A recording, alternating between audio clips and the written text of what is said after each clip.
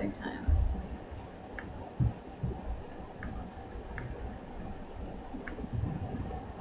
Okay, we are live, I think. Your mom's there. My mom was there. So this week we're talking about the Great Depression, and as it relates to basic income. Now it's interesting because there was no basic income during the Great Depression, but we've got an article about the Great Depression and some of the causes and effects of the Great Depression, all the stuff that was going on around then, and I want us to think about how basic income would have changed the picture, or what needed to be different about the picture for basic income to be possible, or whether it even was possible. Was it possible to do something like that? So I want to start by going around the room and asking the question, what do you feel like? So some of us read this article and some of us didn't. It's The Great Depression by Gene Smiley. It's kind of an encyclopedia article almost, Library of Economics and Liberty, econlib.org. But yeah, so the question is, what do you feel like the Great Depression was? And it can be your initial impression or whatever. And then how do you feel like, what do you feel like would have happened if we had introduced a basic income? Would it have been something that would have helped, or what? So just kind of initial thoughts. Yeah. Yeah, well, as with many things, my view on this has been irreparably tainted by talking to you, or changed by talking to you, so mine Sure. probably will have a lot to do with what you say. But the Great Depression is really interesting because a lot of people's lives were very dramatically negatively affected, but it's not clear that there was actually a major hit to the economy's ability to function. There were some dust bowl problems, which I guess you could say hit like actual productive capacity, but most of it doesn't seem to have been about that.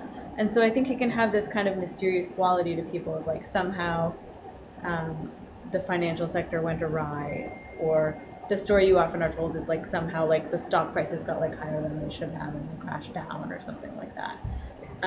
But the way that we've talked about it, the biggest problem, if you imagine during the Depression, is just people having money, and so a basic income would have allowed the productive capacity to reactivate the way that it ultimately did with various like programs and also with war.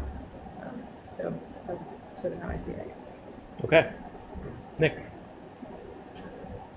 Yeah, I guess that's kind of consistent with what I know about it, which I guess I feel like not that much. Okay. Alex? Yeah, I'm going to say similar to these guys. Yeah, it definitely seems like something that, was a bit of a defining moment in American history, and I think probably in the world as well. Other countries had a version of, they were maybe not as linked as they were now, but certainly were affected. And obviously it created like all those programs we can't take for granted. So it really was a seismic shift in that respect, like Social Security and things like that. So like that to me is the kind of things that I think of when I think of Yeah. I don't know lots of things about the Great Depression, but I had read some articles about it. It was really, really hard. Even some people had to start their children even that article. Yeah. So UBI would be so helpful for people, for everyone.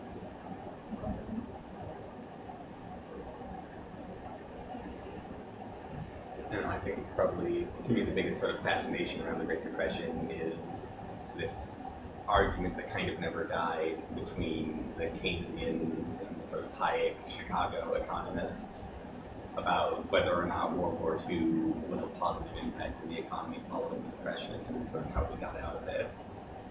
And I don't know that I have a specific view on that other than, I don't know, that to me is an interesting debate.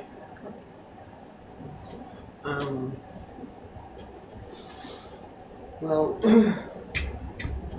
basic income would have been very useful for the Depression, along with,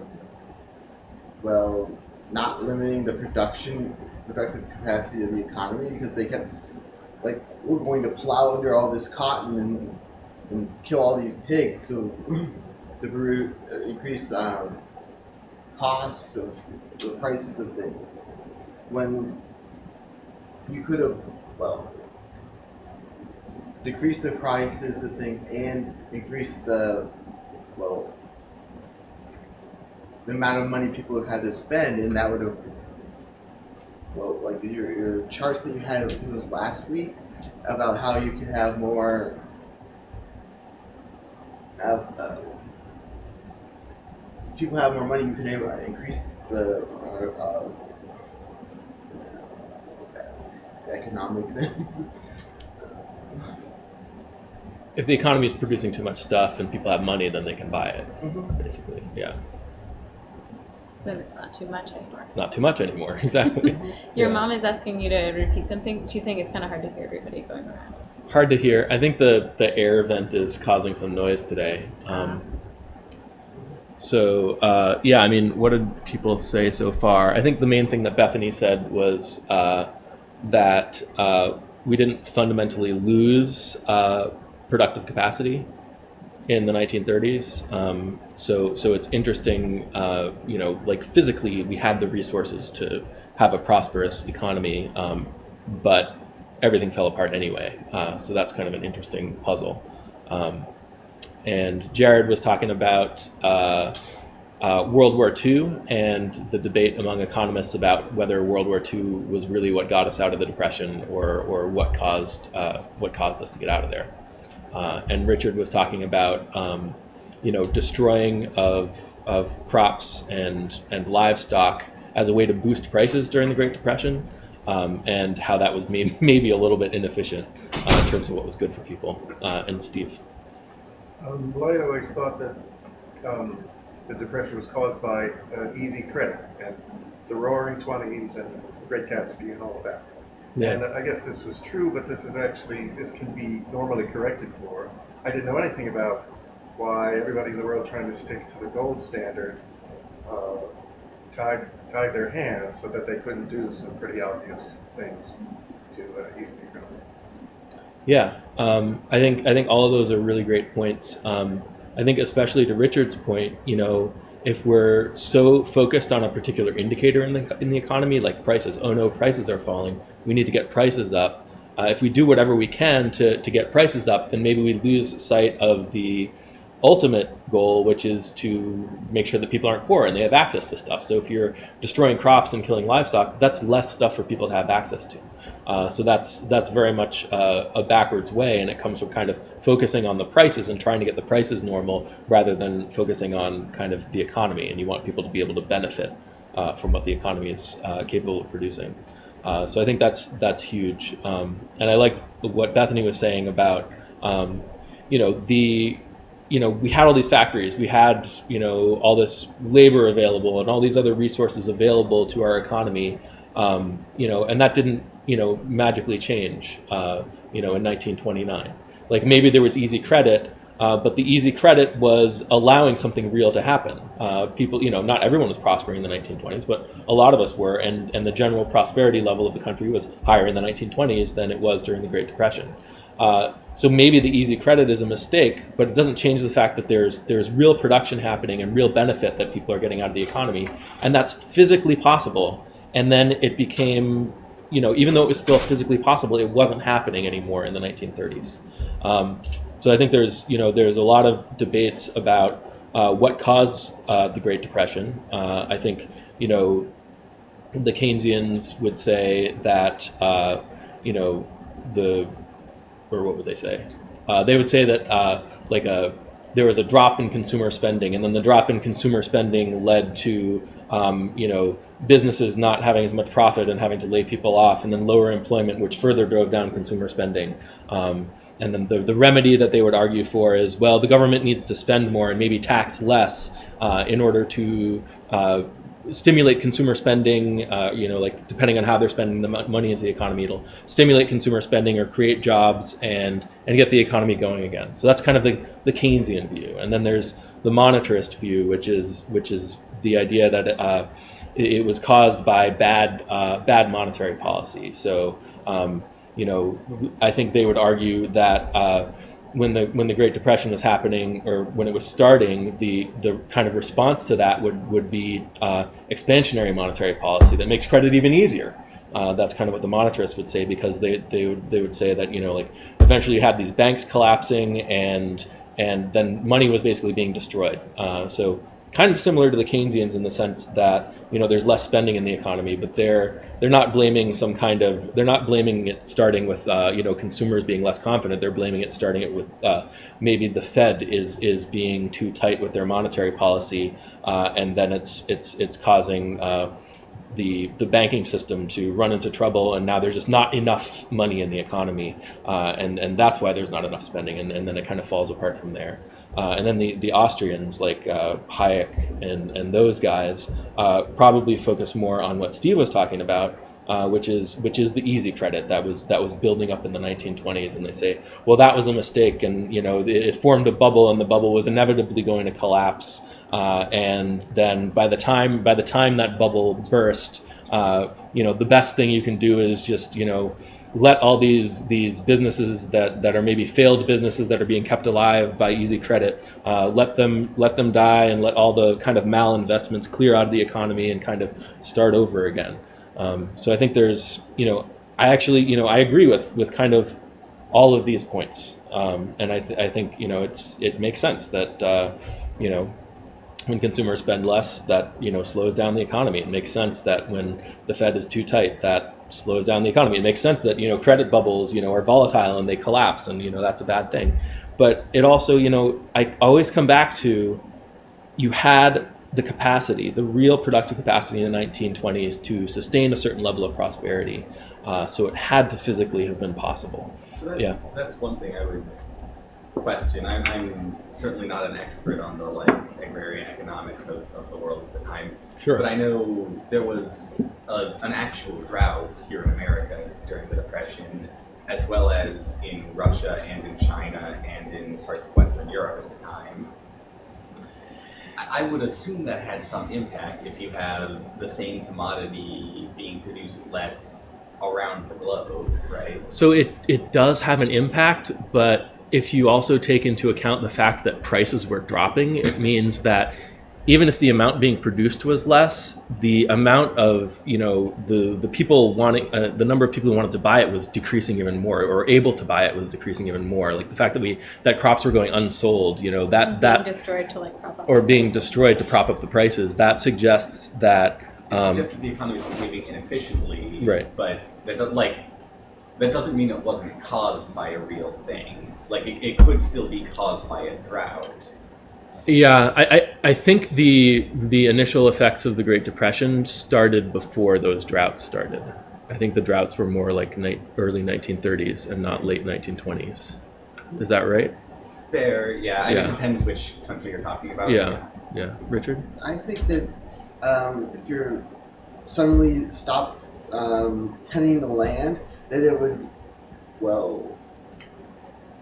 there's no crops or things like that protecting the soil, and so that would create a dust cloud and things like that, and so it would just I went to this desert in Maine, which sounds really weird. Does sound weird. But they had all this topsoil on it, and they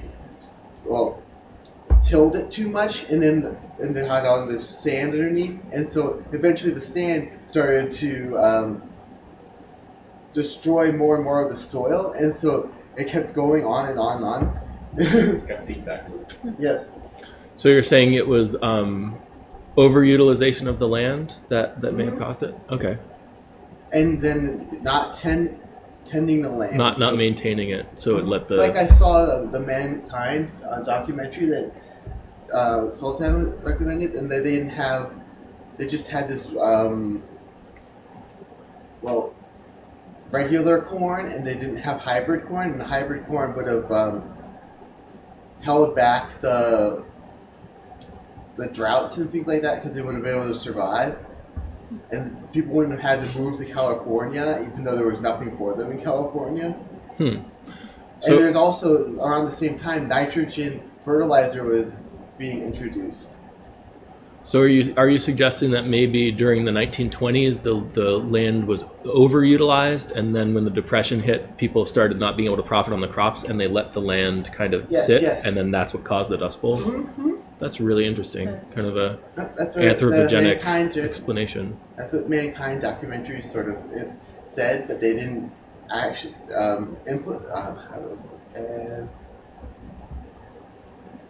they didn't so much as say it, but you could infer it from what they said. Huh. Yeah, I mean, that sounds... okay, actually, my mom is agreeing with you.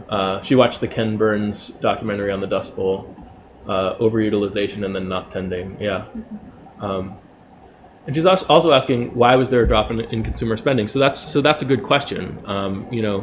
Whenever you say that something is the cause of something else, you can say, well, why did that first thing happen? And I think I think my answer to that question is probably related to kind of the credit bubble contracting, or in early 1928, between January and July, the Fed raised interest rates by something like 3% over the course of those few months. So that kind of caused credit to dry up in the system. And I don't know if that's the first thing that kind of started reducing consumer spending or tipping off the Great Depression. Part of the reason they were doing that was related to the gold standard, and also the Depression started in other countries even earlier than that. But it's kind of like there's a bunch of things all interacting with each other and kind of causing each other. So I want to. The reason why they increased the interest rates is because people were other countries were trying to get the gold back from right. I think. Yeah, I'm not. Was that why they did it in 1928, or was that why they did it in 1931? I think it was both. Okay. Yeah. So if you're familiar with, so just quickly under a gold standard, you need to have gold to back up the currency, so people can trade in the currency for gold. So the question is, how do you manage the flow of gold reserves that are backing up the currency? And part of the answer is that if you raise interest rates, then the gold itself does not pay any interest. But if people hold your currency, they're going to be getting a higher return on that. So if you raise interest rates, that's going, there's a few effects here. It's going to, first of all, reduce the overall amount of money kind of circulating in your economy. But people are going to have higher demand for the dollars, and it's going to kind of strengthen the dollar, and you're going to see there's going to be less of a flow of people trying to withdraw their gold, because a lot of times you're going to withdraw gold and turn it into another currency. And if everybody's if the dollar is paying a higher interest rate than, say, the French franc or the pound sterling or something like that, then you're going to maybe withdraw your gold, your pound sterling as gold, and turn it into dollars or something like that. So you would see the gold reserves backing the dollar would have an inflow if they have higher and higher interest rates. And also during World War I, people needed to increase their the money that they're printing out, and so they shifted all their gold to America so that they could get dollars to prop up their currencies or something. Yeah. They said no. Yeah, I mean, I think during World War I, they were wanting to use up a lot of resources and put them toward the war effort. So they spent a lot of gold, and a lot of that gold came to the United States. And like you were saying, the mechanism of that looks like, okay, we're printing money and spending the money, and then people are taking that money and turning it into gold. So that's kind of like the process. But yeah, and after World War I, as it talks about in the article, there was a lot more money just in the world, and people weren't pegged to the gold standard anymore, except for the United States. And then it was a question of, well, what do we do now? If we want to go back to the gold standard, should we acknowledge that there's more money out there, so maybe there's less gold backing up each unit of currency, or do we find a way to go back to the pre-gold, the pre-World War I gold values of the currencies. Yeah. This all seems like it's, I don't know, it all seems like it's a little bit completely irrelevant to me, just insofar as I feel like you can look back on any sort of broad event in history like the Great Depression and Sure. start coming up with causes, and humans are excellent at finding narratives, whether or not there Yeah. exist narratives. Yeah. I don't think that any of those causes you've described are invalid, but I see no reason to consider them the cause. I could just Yeah. easily propose And- 24 other things. And that's one of the favorite things for economists and economic historians and just historians to do is to like come up with explanations for what the cause of the Great Depression is. So I want to ask another question, which is, we don't, it's really hard to kind of piece together, how this all happened. And none of us are economists who are experts on the Great Depression. It's not like a full-time thing that any of us in here do.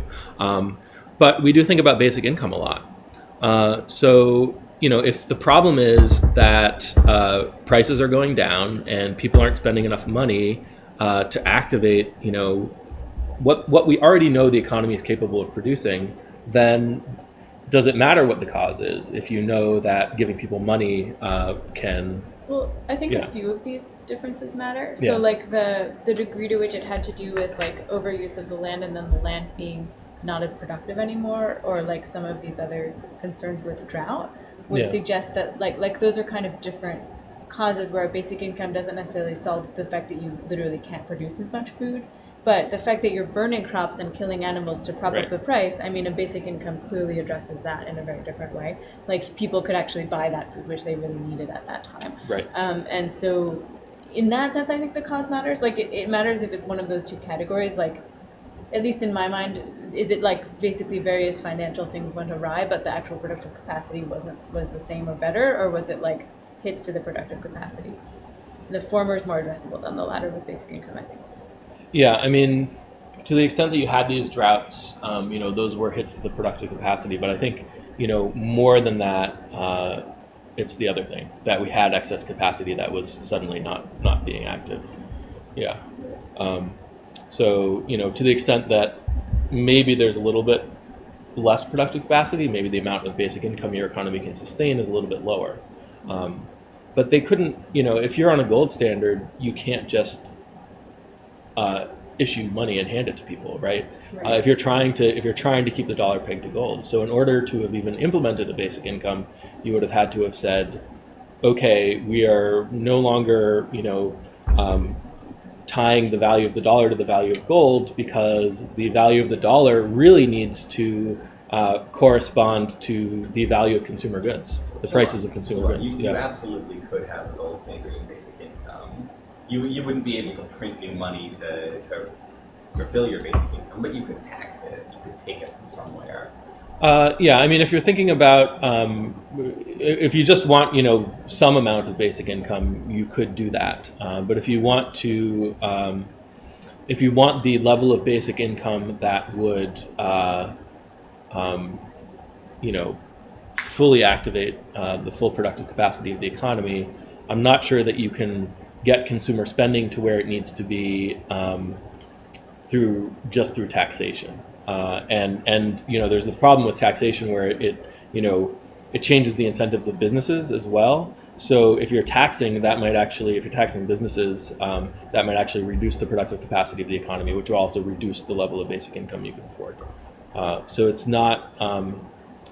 So maybe you would have been able to do some of this with taxation. I know that Keynes would have argued for the government needs to run deficits during recessions and depressions and downturns in the economy, and that would mean lowering taxes and increasing government spending, or some combination of the two. And I think that's probably right. But yeah, I think you might be able to have some kind of basic income, and you can always have some kind of something, but you're limited in what you can do if you're constrained by a gold standard. Does that make sense? Yeah, it would limit. Yeah. I guess with another thing that relates is if the credit bubbles were kind of propping up spending, Yeah. then if you were tied to the gold standard, for example, it'd be hard to replace that when the credit bubble crashed. if you Right. imagine the credit bubble as basically a kind of money that people have, they have this credit, so they're like spending this credit money, and then the credit money is gone. Like, Right. how do you replace that?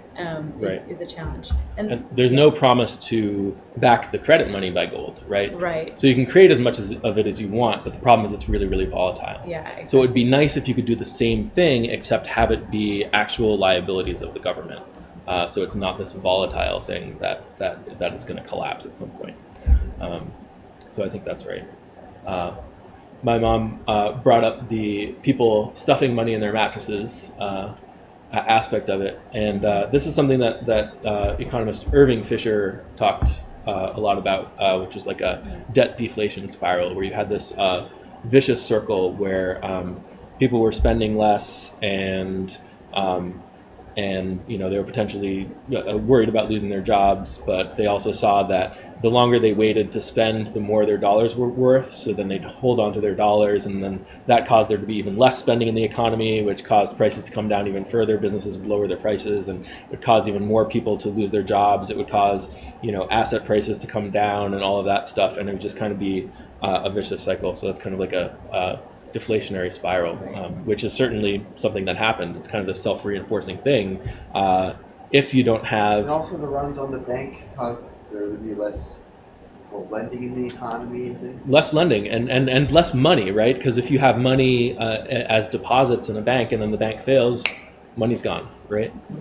So people withdraw money from the bank and literally stuff it in their mattresses instead of, just holding it in their bank accounts, because that's not secure. So you need... if there's no economic policy that's supporting consumer spending and supporting the banking system and supporting money, then you get these kinds of problems. And I think the monetarists argued that basically we needed to backstop the banking system and bail out the banks, et cetera, during the Great Depression. The Austrians argued the opposite, which is that you should let everyone who failed, it was because they took on too much risk, and it all needs to clear out and kind of reset. To give the Austrians a little bit more credit than that, which I don't consider myself an Austrian economist, Okay. but I'll stick up for them just a little. Sure. To give them a little bit more credit, I think the Austrian perspective here is the Depression was what it was because we had been propping up this financial institution until that point.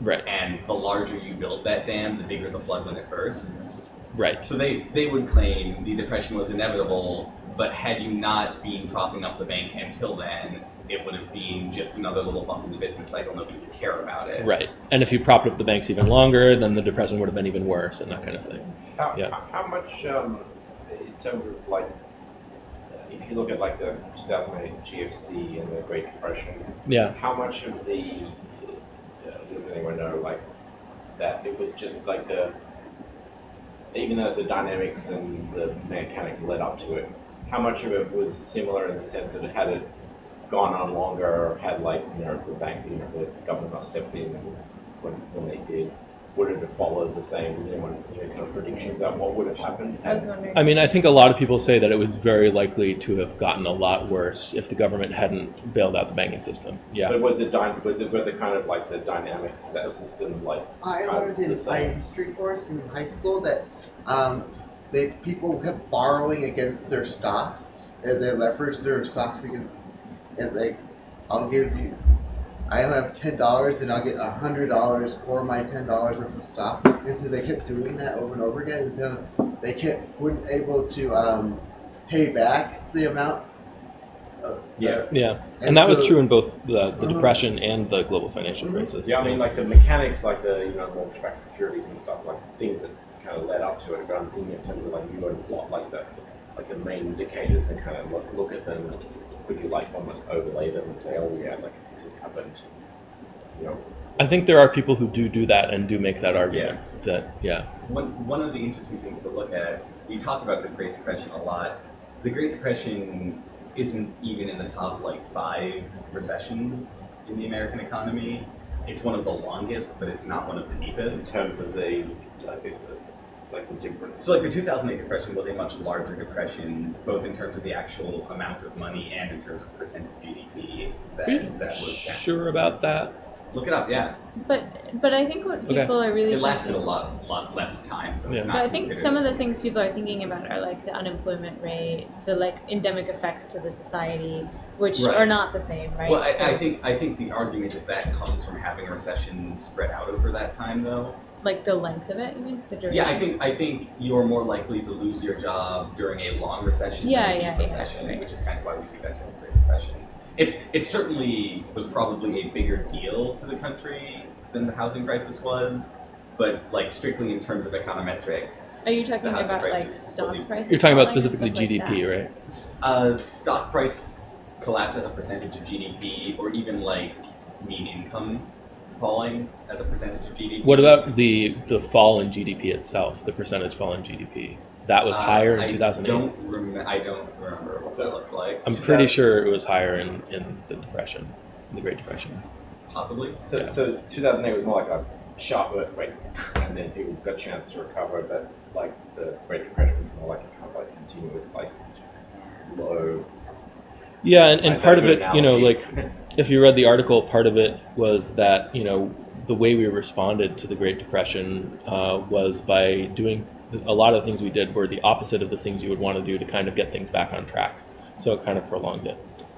And part of that was because of the gold standard. You know, we had to show the world that, you know, we were going to stand by the dollar. So that means fewer dollars for everyone. So everyone's poorer and all the prices go down. But And also that Yeah. we didn't know how to respond to it because nothing had happened like that before. yeah, you know, it How looks, they well, said Lisa, that that's Roosevelt's duration. advisor said we need to keep prices up so we'll kill all the pigs and plow under all the cotton right, because they didn't know what to do. yeah. So you got, yeah.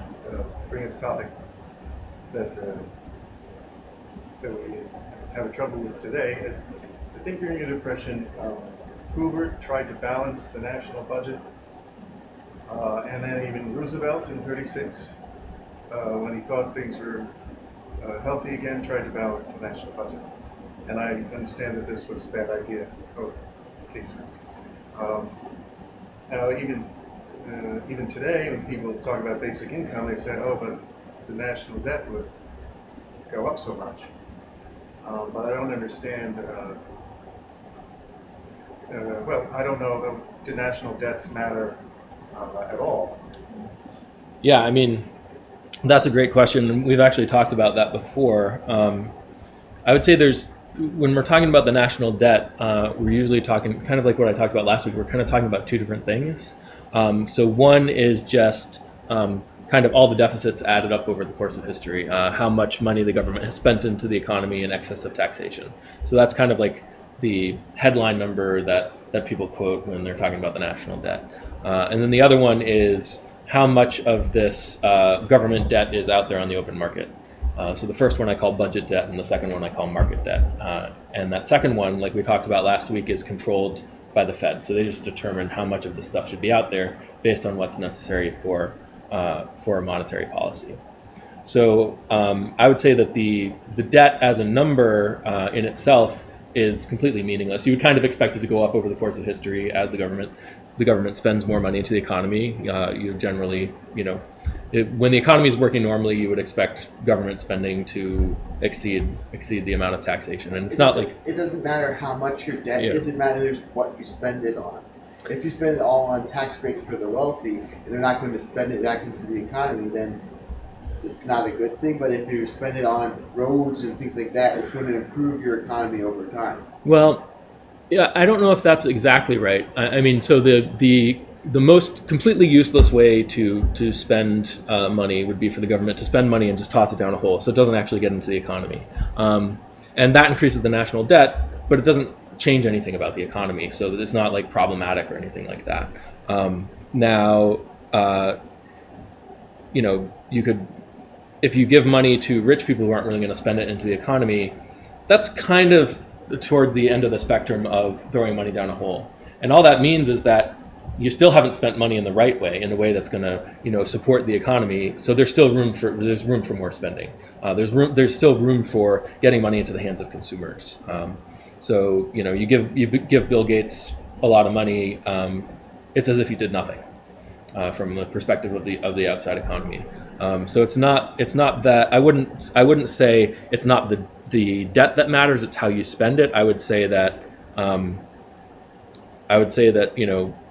the government can spend money in ways that support the economy and ways that they don't, and the debt, if they're spending money in useless ways, then maybe the debt can be higher. I think in terms of how you spend, how you think about what drives or supports the spending, the idea of debt isn't as useful as the idea of, I guess, like productive capacity, which you keep coming back to. Like how much can you spend isn't so related to like how much you take in per se for you, but rather like how much the economy can sustain. Or yeah, but it's not how much you spend. It's rate or whatever. It's really the pattern of consumer spending that needs to be optimal for the economy. So the government, you would want them to spend in such a way that gets consumers to be able to buy the most stuff from the economy. And the stuff Richard mentioned, like infrastructure, roads. Infrastructure, all sorts of things. So let's not leave out the fact that we're one nation among a very large group of nations in the world economy. Mm-hmm.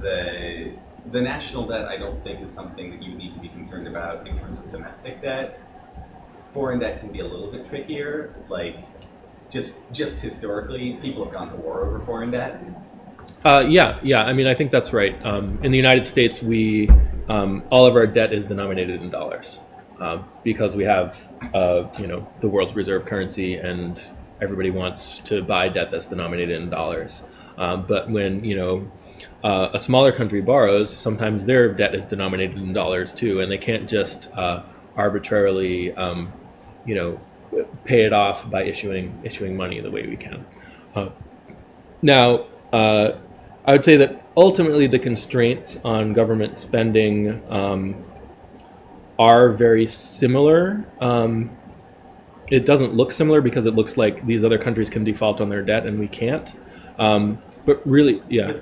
My concern wouldn't be that other countries can default on their debt and we can't. Yeah. My concern would be other countries will have interests in how we choose to spend as a government as a result of the fact that we hold foreign debt. So if we as a government change the value of a dollar, that's something that governments outside of the U.S. are still concerned about. You mean because they hold American debt? Yes. Oh, I see what you're saying. So you weren't talking about sovereign debt of other countries, for example, being denominated in. If tomorrow the federal government decided they would issue, $18 quadrillion and evenly distribute it among the population, I don't know what that does to consumer spending. But internationally, that pisses off every country that holds U.S. debt because their debt is now worthless. Yeah, I mean, I think you can think of countries that hold U.S. debt almost as agents in the domestic economy that hold U.S. debt. So if you flood the market with debt securities, with market debt, then that's gonna drive down the price of the debt. Maybe people are going to want to sell it, that kind of thing. So there's a limit to how much market debt we can kind of have out there on the open market. I was just talking from like a diplomatic or even a defense perspective. Like there's only so much pissing off the international community you really want to do, and we kind of have the advantage of being the biggest army in the world, which is nice. But well, yeah, I mean, maybe there's some of that, but I think for the most part, United States Treasury debt is kind of a deep and liquid market. So if prices are going down or people are expecting prices to go down, they can sell it. So then it's on us to make sure that we can manage that change in demand for our debt. And then maybe I'm not understanding your argument. If I'm the U.S. government and I buy, I don't know, some large amount of resources from your country, sure, and I do it on U.S. debt, and then the next day I issue enough money to make that debt worthless. You mean by U.S. debt? Do you mean dollars, or do you mean the debt? So you mean you're the U.S. and you're spending dollars? If I'm the government and I'm buying commodity from another country on credit, which the government does. Sort of. I mean, I think usually the way it works is we're not going to default.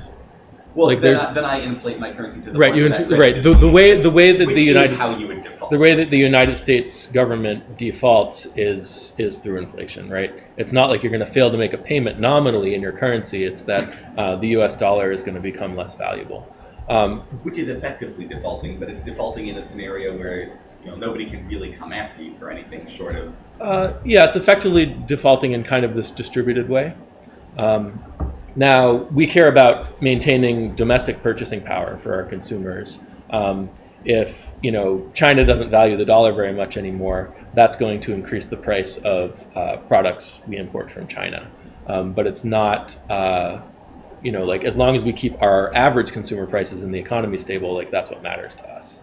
I don't know that we would piss anyone off per se by causing Treasury prices to go down or yields to go up or that kind of thing, because they can always sell as it's happening. They're not like locked into holding on to these Treasury securities.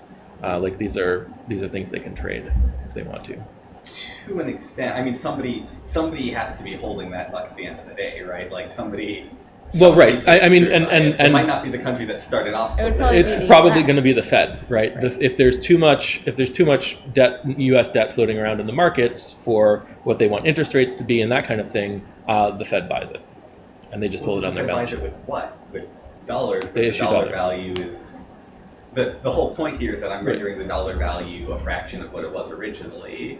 So Well, you're talking about so dollars. to be clear, you're talking about a sudden shock. A sudden shocks where you do something crazy all at once are pretty much always bad for the economy. But if you're talking about like a gradual thing, then people can. Let's say I buy like a fleet of airplanes from your country, something very expensive, Sure. right?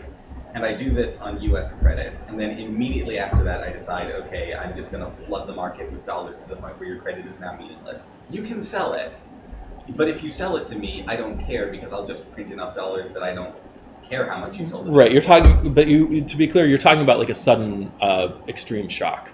Yeah, I'm talking about, because Pretty technically weird. it's in our Yeah. power to do that over the course of a day or a minute if we feel like it, right? Right. So I would say that that's always a bad idea, and you kind of want to make these adjustments gradually, and if you start pushing towards some of the kind of the limits of what you can do reasonably, you would stop. If you don't stop, then you can run into problems. So I agree with Like wars. like wars or Or like just hyperinflation or Hyperinflation. something like yeah, that. I mean, it's bad domestically too if your currency is something like super inflated. From my Right. opinion, Yeah. market debt and what's the other kind of debt? And Budget debt. Budget. And so is that a standard? Is it kind of? No, that's me. That's okay. Yeah. Can you just explain that a little bit for a second? Because I think I followed it. So but- budget debt is what we usually think of when we talk about the national debt. So that's the amount by which the government has spent money into the economy in excess of the revenue they've collected through taxes over the Okay. course of history. That's budget debt. Oh, total debt. So when Yeah. people talk about the national debt, That's they're really not- That's what they're talking budget about. Debt. Budget debt, And yeah. the market debt is How many of these treasury securities are out on the open market, including being owned by China and that kind of stuff? so when people do the national debt, they normally include that the market. They add the two. They don't add the two, but they often conflate the two. Okay. When they're talking about the national debt, they're like, the national debt is this number, and they're talking about the budget debt, and then they can say, and it's owned, a lot of it's owned by China, and then they're talking about market debt. And I see. really, the budget Okay. debt is a fiscal decision, and the market debt is a monetary policy decision. Okay. Yeah.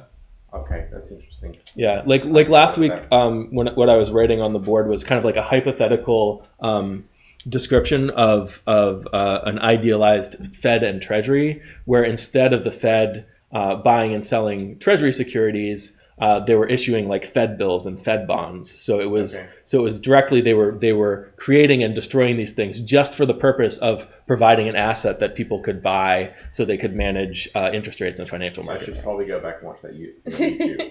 Yeah, you could watch that one. But yeah. Okay. Cool. Yeah. So back to the Depression.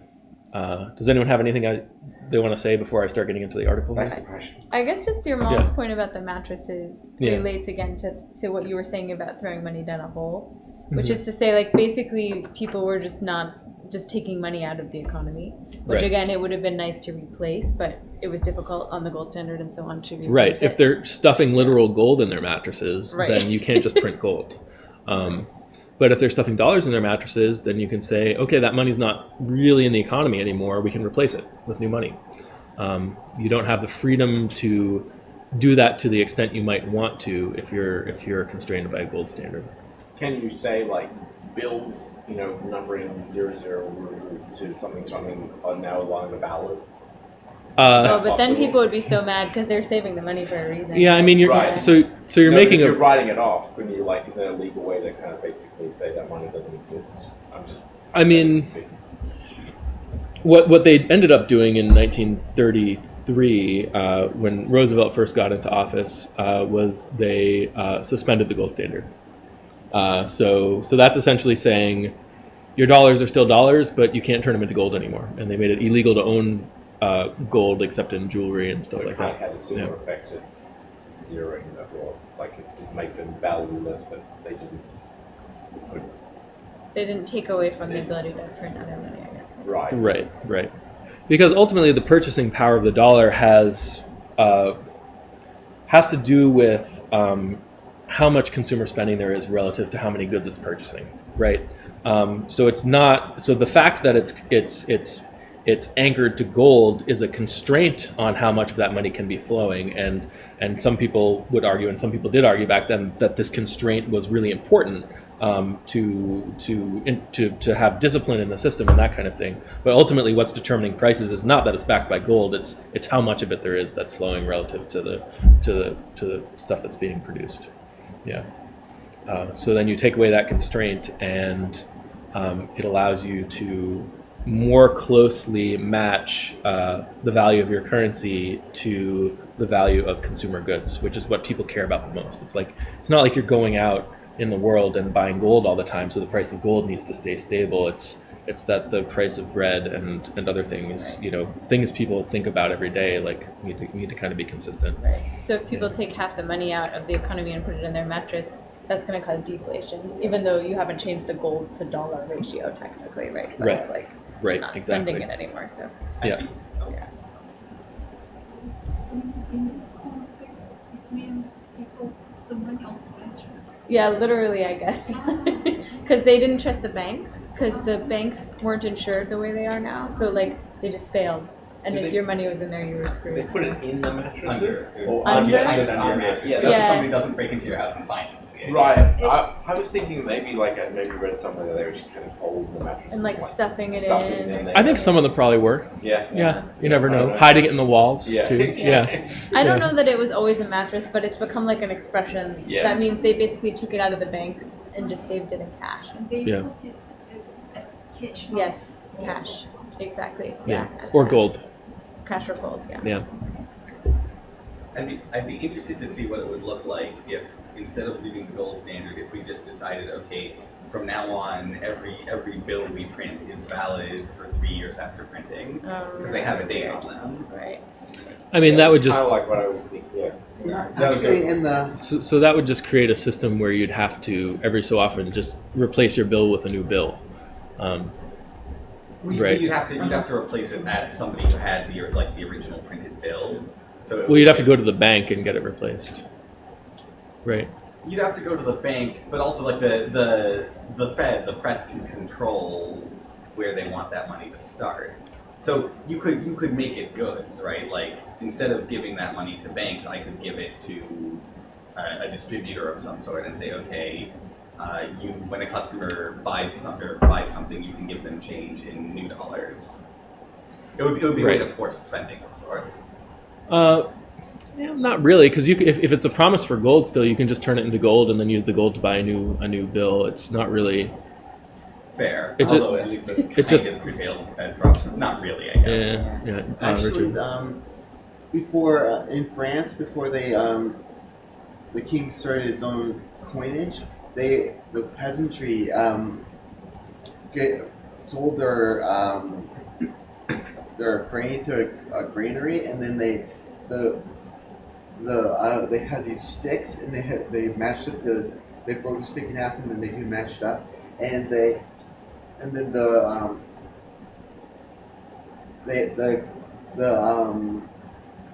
currency expired over time, so they had an incentive to spend it during that time period.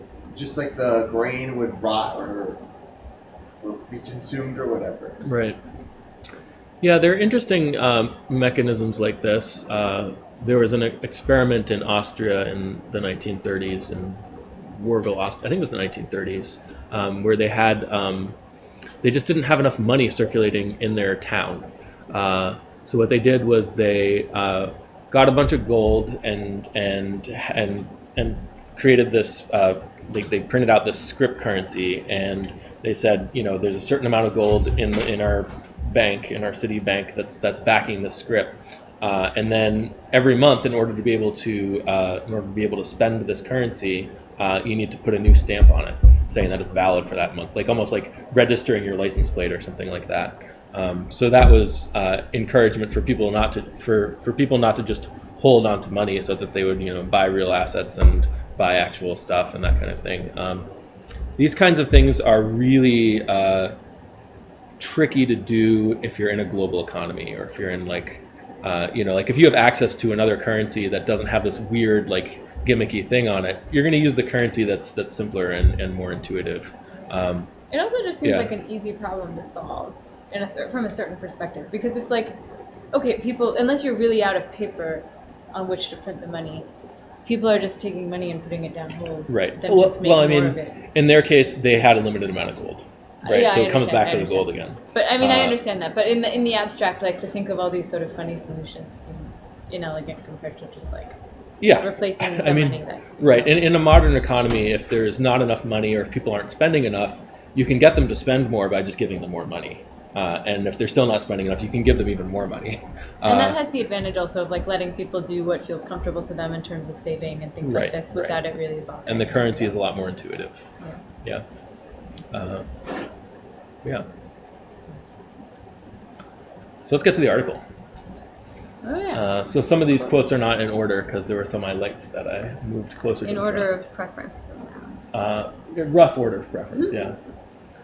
So this is just a point about, I'll read it. The Great Depression changed economic thinking. Because many economists and others blamed the Depression on inadequate demand, the Keynesian view that government could and should stabilize demand to prevent future depressions became the dominant view in the economics profession for at least the next 40 years. Although an increasing number of economists have come to doubt this view, the general public still accepts it. So I'm not exactly sure when this article was written, but it has a citation from 2004, so I think mid-2000s, before the financial crisis is when this was written. Before the financial crisis. Yeah, so something that happened after the financial crisis is that there was a bit of a Keynesian resurgence, a bit of people saying, well, you need to make sure there's enough demand in the economy for people to be able to buy stuff. The stimulus. Yeah. So the prevailing view before the Depression was this idea that supply creates its own demand, also known as Say's law. He doesn't quite phrase it like that. In fact, he says something in French instead, because he's French. But another way of thinking about it, about that rule is, if you build it, they will come. Kind of the field of dreams law. So the idea behind that is that people are just going to produce what they produce, and if they have the resources to produce something, they're going to produce it, and then prices will adjust in the market to make sure everything gets sold. And I think that kind of makes sense for some individual markets. But the problem is that if all the prices in the economy go down all at once to ensure everything gets sold, that's deflation. And one, you need a stable currency, and two, you get these other problems with deflation because people, are expecting, people are holding onto their money, stuffing it into mattresses.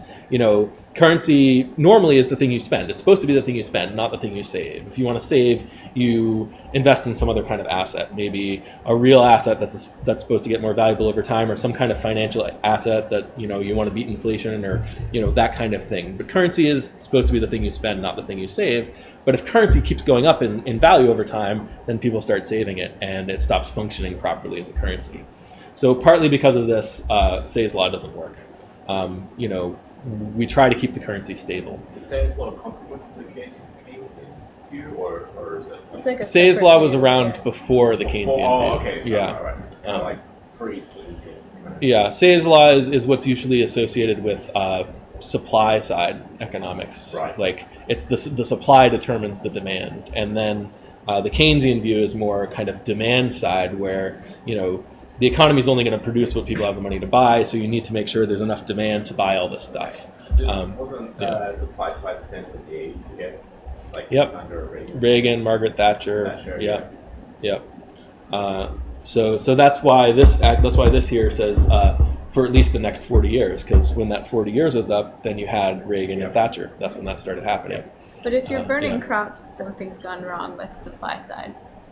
That's a very dramatic example. Yes, and there were a lot of people debating about this at the time, and some people were saying, well, you've introduced inefficiencies in the economy by having unions that are forcing wages to be higher, or it talks about this in the article a little bit, but Herbert Hoover was encouraging businesses even during the beginning of the Depression to keep wages up, even though prices were falling and sales were falling and stuff like that. So there were people who argued that no, Say's law is fine. Say's law is, would work, but you're interfering with everything. You're not letting it work. That's a good point. So it was more complicated than I just stated. It's hard to see what was. It wasn't immediately obvious to people that this was Say's law failing, because people were observing, the economic policies and the other constraints that the government was putting on the markets, and they were saying, no, it's because of that. This goes back to what I'm saying about causation. Like, Yeah. absolutely every economist can come up with their own cause for the Great Depression. Right. You can be a supply side economist and say, well, this is why that doesn't invalidate Say's law, because here's a cause. Right. Yep. Like it always strikes me as utterly meaningless to try to come up with a cause for some sort of. Well, I don't know. I'm sure you could that. be more or less confident if you really dug into one of those explanations as Yeah. to whether it was what was going on. So I mean, I'm pretty confident. It want to be a constellation or something. Like almost everything. It's never one cause. Yeah. Well, I guess if I wanted to be scientific about this, I would say like it's instead of giving me a cause, give me like a predictive function where you can in some way demonstrate to me that had this not happened, the impact would have varied in this way. I think that's more what he's talking about, though. Like, less that, like, this is the one cause of the Depression, but I was thinking more like, is the Depression evidence against Say's law being generally accurate as a way to think about the economy or not? That's kind of what I was talking about with Alex. Like, on the one hand, you're burning crops, so, like, that's clearly not an example of people just buying what you're producing, but maybe there were these distortions that kind of got in the way. Even that's sort of my point. Like, again, if I'm the supply side economist, I'll come up with an explanation, right? Well, that's true of all science, but we can still do better science or worse science. I mean, that applies to any science, right? Motivated reasoning and attempts to bolster your science. I mean, science. The point of science ought to be to predict the future, not to predict the past. It's need to explain the data, and you can come up with a much better model if you consider all the data that happened already. Yeah, I mean, and it's not just predict the future or predict the past. It's also decide what to do. Right. Exactly, So depending on what you decide what to do. The future, that would be. Well, it's also about determining the future. This input will have this outcome. That's exactly what I'm talking about. Yes. So I think you're right that supply side economists can come up with economists can come up with an explanation for this, and demand side economists can come up with an explanation for this. But I think there's something that's fundamentally true about the way currency needs to work that was maybe not recognized, at least in mainstream economic circles, which is that the currency needs to be stable. So prices can adjust in individual markets, but it's impossible for prices to adjust across the whole economy all at once in the same direction, because then your currency fails. And we don't let that happen. And the fact that we don't let that happen is not us making a mistake. It's us, managing the currency the way the currency needs to be managed, because you got to have a stable currency in order to have markets work at all. So I think that's kind of the argument against Say's law. And that seems fundamentally important if you expect, for example, like, productive capacity to change on average across the economy. Yeah, if the amount of spending stays the same and the productive capacity stays the same and prices have to stay the same, then by definition there's productive capacity that's not being activated. You mean if productive capacity goes up? If productive You had them all stay the capacity, same. oh, if they all stay the same, it's fine. If productive capacity goes up, or if productive capacity stays the same and prices stay the same and spending goes down, then by definition there's productive capacity that's not being activated. But I like to think of, we're not perfect in keeping prices stable, but that's kind of the ideal that we strive for. So by default, when I think about the macroeconomy, I think about the price level almost as like the speed of light in the theory of relativity. Like the speed of light is always going to be constant. The price level is, at least in an ideal economy, is always going to be constant. So then you have to figure out everything around that. And when you have the price level as constant, that means prices can't adjust to just have supply create its own demand. You have to have an increase in spending to activate that supply. Yeah.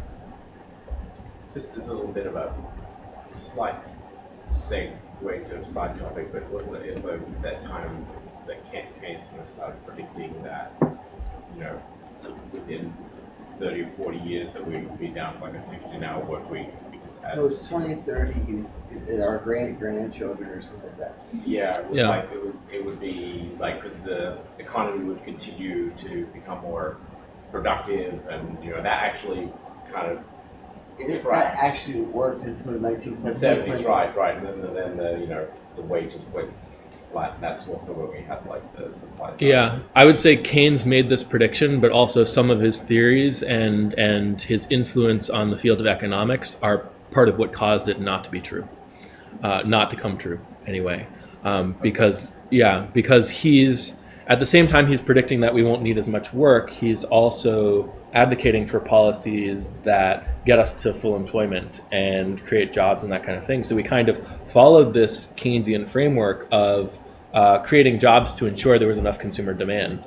And then the fact that we kept doing that meant the work wasn't disappearing because we needed people to have incomes. So there's a kind of a flaw that's sort of in between the Keynesian and the supply side. Like a third way, which is kind of... Yeah. I would say, the third way is basic income, that you fund consumer spending directly, and then you can allow the labor market to be efficient, and that means, well, maybe people aren't working as much anymore. As long as the economy is capable of producing, what people are buying, then you're fine. So if you are always calibrating the level of basic income in the economy to the productive capacity of the economy, then it actually, as long as you're always doing that, it makes it so that Say's law becomes true. Because Say's law, you create more supply, you create more productive capacity, the basic income automatically adjusts, so the supply does create its own demand. On West Wing, President Bartlett said you have to pull all the levers at different degrees to make the economy work. Just as kind of a matter of like history or thought, why, given that neither the supply side nor the Keynesian model seem to come up with this, why did, I don't know, I'm not sure when the basic income, I think it was obviously like the 60s, why do you think nobody kind of thought about this, or were there precursors to the modern, what we think of the basic income already? Well, Yeah. there were a couple precursors. I mean, the concept of some kind of basic income, you can find examples of back to pre-Middle Ages. If this wasn't a mainstream economics thing, I would argue that's because economists, there's a certain amount of dogma there, and it was not in the political zeitgeist of really any country to talk about just giving money to the poor. Right. If you want an example of a sort of reputed economist at the time talking about it, I would say Karl Marx. Not because of basic income, but because he was looking at that sort of a perspective of, from a Keynesian perspective, this is a problem with how consumers think about the economy, and the fix is the government trying to ease the shock of a depression. From Hayek's, or from an Austrian perspective, this is the government did too much, and you need to take your hands off the wheel, and it'll stabilize itself. Okay. And from a Marxist perspective, no, this is what capitalism does. Capitalism builds and builds and builds until it shocks. And according to a Marxist perspective, those shocks will just get bigger and bigger and bigger until something breaks. It seems the opposite of basic income. Yeah. What's the connection to basic Is income? it labor theory of values? Kind of where that kind of comes in a little bit. Yeah, that would be understand. related to his labor theory of value. So Understand that, but Because it seems like from Alex's, maybe that this is the connection you're thinking, but like the way Alex talks about it, it's like basic income kind of stabilizes those at least the credit shocks and cycles that you would see. So I think the way I would argue, because the basic income is not something Marx argued for. Marx was much more into actual like revolutionary change of the system. But I think from a Marxist perspective, what I would say is that the Marxist idea of economics is about a power struggle between economic classes, and I think from a Marxist perspective, UBI is, whether or not it's actually changing the dynamics of the economy, it is giving power to the working class in a way. It is changing the class structure. You're no longer quite the same proletarian you were if you were a slave to your wages, if you also have this other source of income, which is potentially sufficient to live on anyway. So I think if Marx had been thinking about UBI as something that was a real feasible thing to do, he might have embraced that. But I also think that Marx...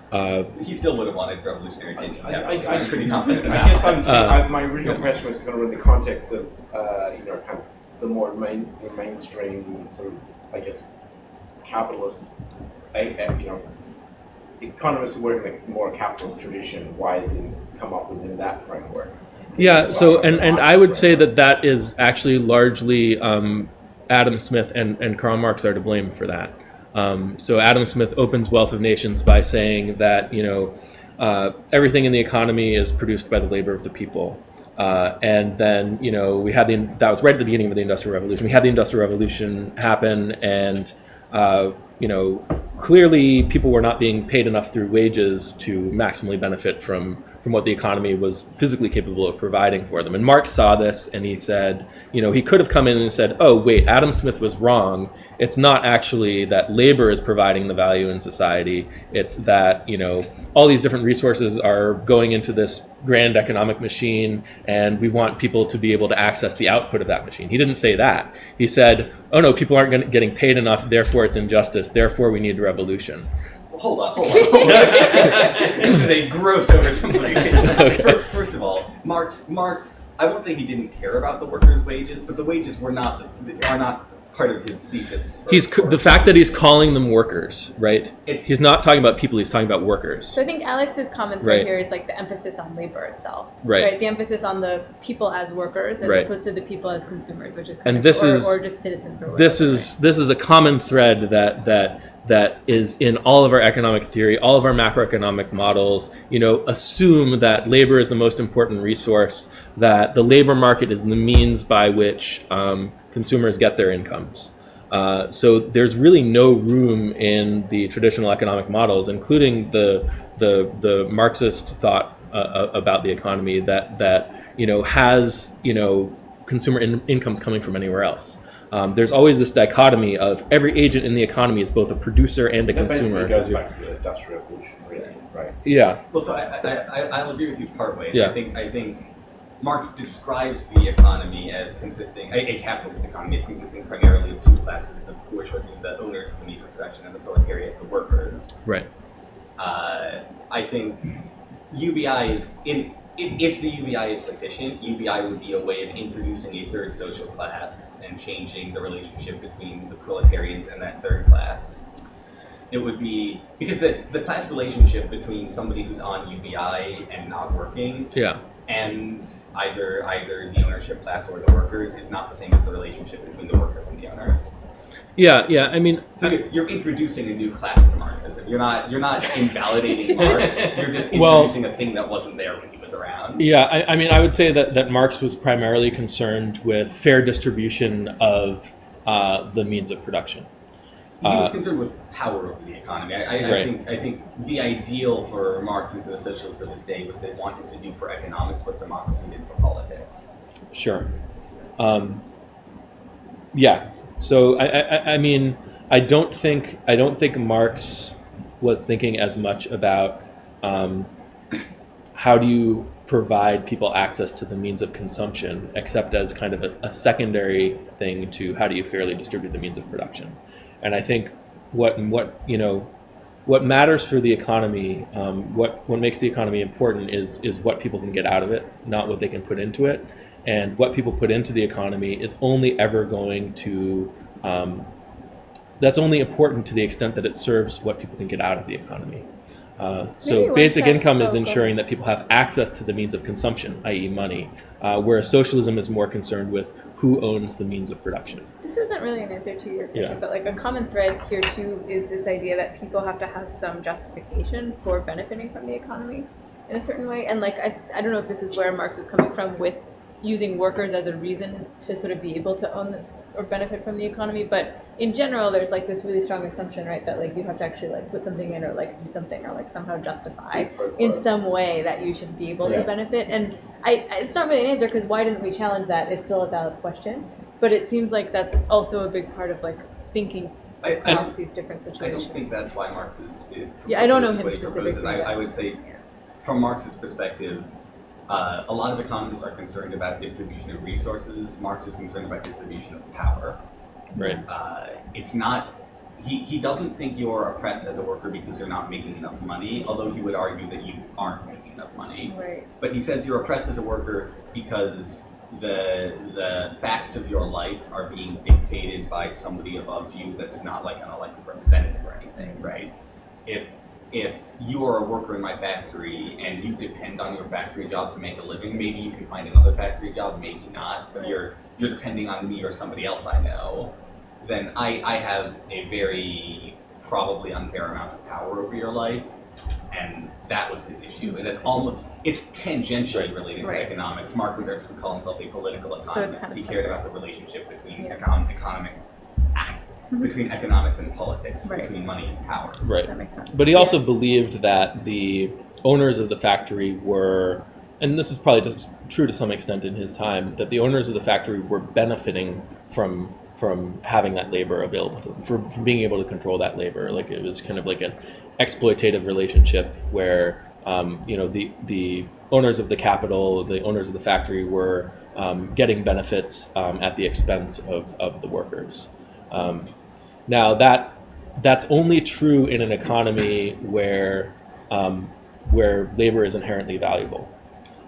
So if we've got an economy kind of like we do today, where we're using economic policy to create jobs for people as an excuse to kind of give them money, then you've got this situation where people are being forced to work, and it's not that the employers are, maybe approximately they are kind of benefiting directly in that relationship, but in terms of the economy overall, it's not like there's a class of people who's kind of exploiting another class of people. It's that we've used economic policy to set up this situation where people are dependent on jobs, and we make up jobs and force them to work. Are you claiming that in the American economy today we don't have a bourgeois class that exploits the workers, or?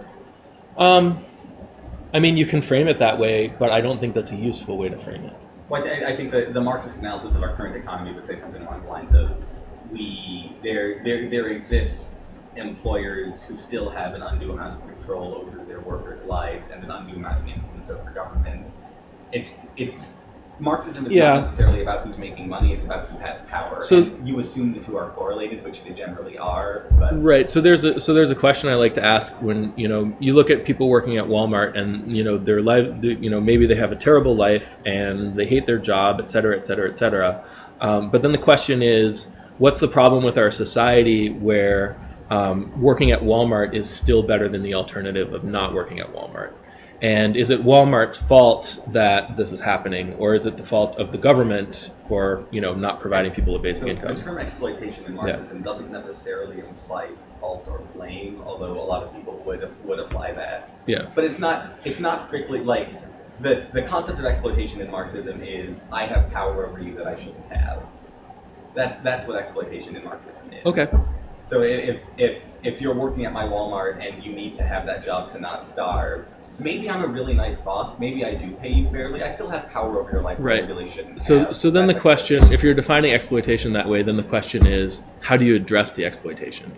Is it by Is it by saying that Walmart has to pay their workers a certain minimum wage and treat their workers in a certain way? Or is it to say, hey, wait a minute, if we provide people an outside option, i.e. not working at Walmart and being prosperous? This is what like UBI is a much closer thing to socialism than a lot of the quote unquote socialist politicians of our day, right? A lot of quote unquote socialists will talk about raising minimum wages or welfare or things like that, which I would call social democracy. Yes. Yeah. So a job guarantee is a little bit socialist, at least, because you're giving the worker a little bit power in that he can't be fired, but still. The UBI is giving the worker a lot more power, because at the very least that means, okay, I have power over your life if you choose to work here, but you can viably walk away and you're not going to starve. Well, bargaining power is what works relatively better, at least for people with, like, we already see this with people with, like, pretty in-demand skills. You know, so then naturally they get like good health insurance offered to them and like better job conditions and stuff like this. And in a sense, unionized jobs have always had better health care. And in a sense, like I was just gonna say, UBI kind of offers that kind of bargaining power to everybody, because there's like this kind of walk away option. Yeah. So that's why I don't think UBI is in conflict with Marxism. I think UBI is, you know, of all the quote-unquote socialist policies I see in this country, UBI is the one that strikes me as actually kind of in the direction of socialism. It's actually kind of the most pure. Yeah, I mean, the most pure would be like actual socialism, would be actually giving power to the workers. But short of that, you're still calling people workers over there. I had to look it up, but I was able to recall the name of a guy who, in answer to Alex's question, like, you know, when did economists first start talking about this? There was this guy who was writing at the same time as Marx, Charlier, who proposed a universal basic income. And his rationale was that kind of private land ownership is a kind of injustice, arbitrary fiction and injustice. And because people inherited it and they often like claimed it in their arbitrary indigenous people, or that you know, the in the formation of our society, people lost what they used to have, which was the right to just roam wherever they want, in commons. Yeah, and so that his scheme was,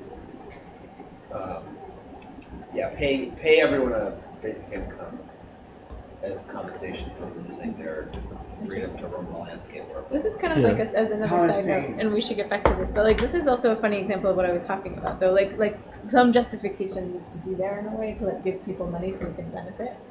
Whereas like for the way me and Alex think about it, it's like, well, like we just care about people benefiting. But it's like interesting, these justifications, right? In terms of like, oh well, like we should own the land, or like it's a moral justification instead of an argument that like this is optimal for the benefit of people or something like that. Not that he wasn't also saying that, but that just strikes me. You see that even now with basic income discussions, like what's the reason that somebody deserves to like get this money, right?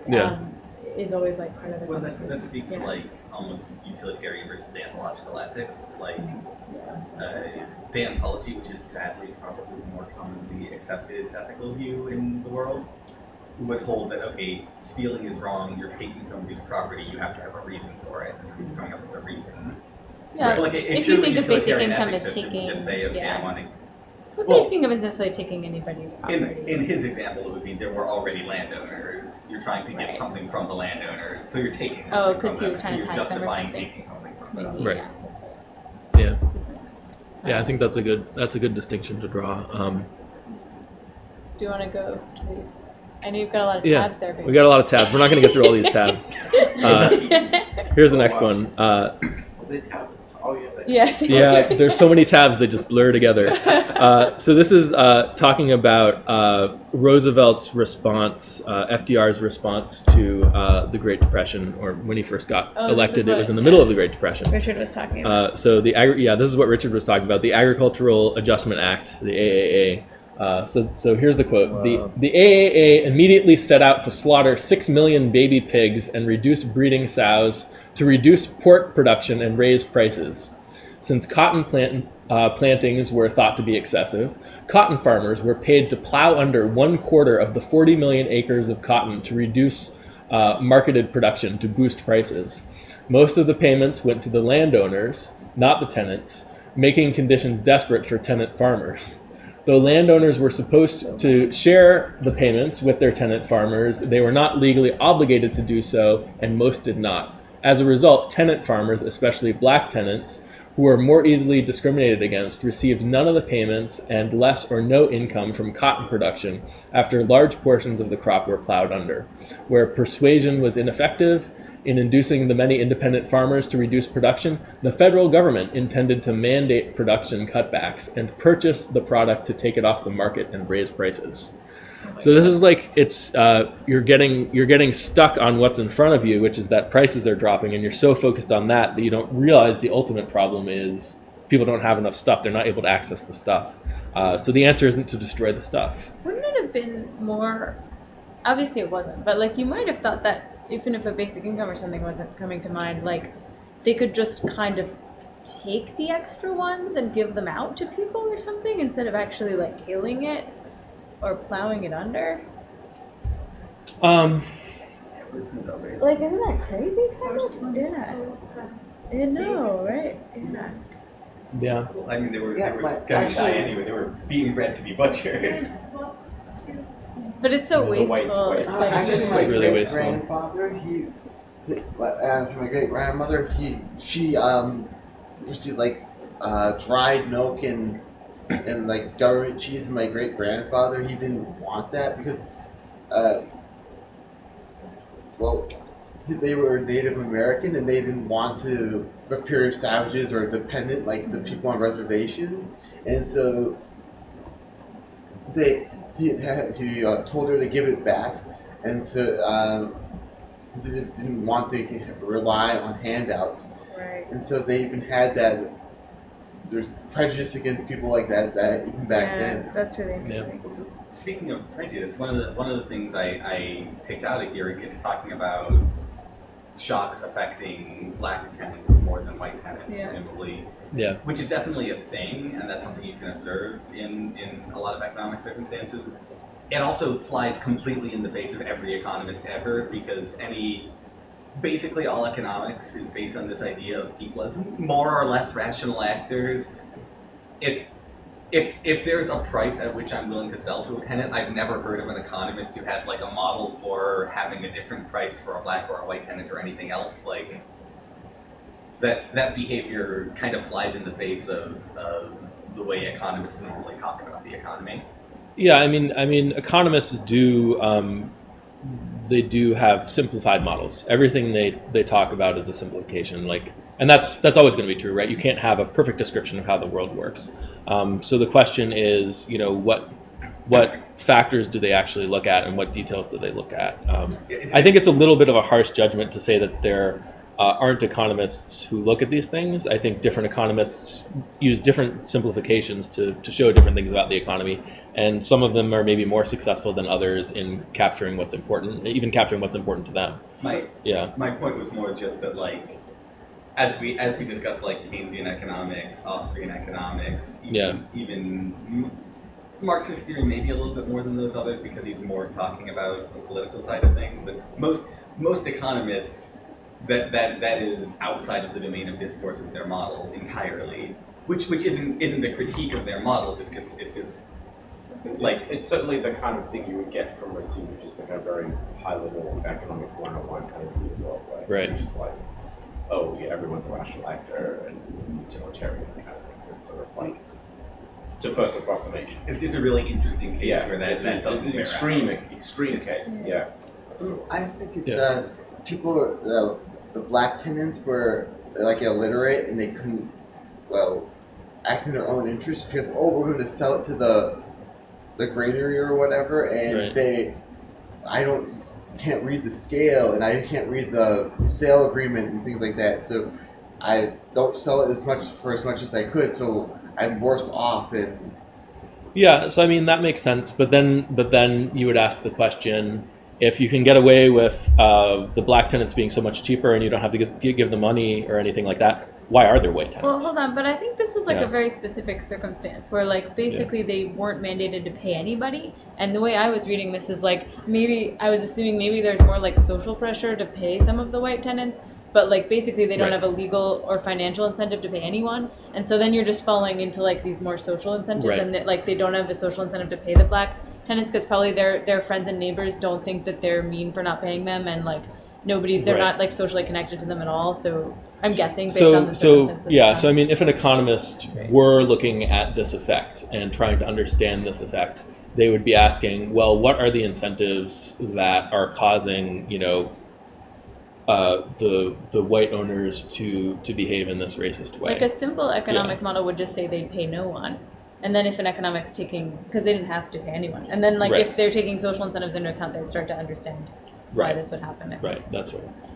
So I mean, like when economists talk about everyone being rational, that doesn't mean everybody making the right decisions based on your judgment of what the right decision is. It means that they're following whatever parameters they've kind of put into the system. But I still think your point Yeah. is like really valid, and I think a good example of that is like segregation in the South, for example, which relied a lot on social and other kind of incentives that are harder to capture. Like, for example, store owners had an incentive to serve black customers, but there was this second order thing that happened where other white people would boycott their store if they did that, and that would keep them from doing that. But like that would be hard to predict from a standard economic model, which would say you want the most customers possible, because there's kind of like something else happening. It even gets into a weird thing like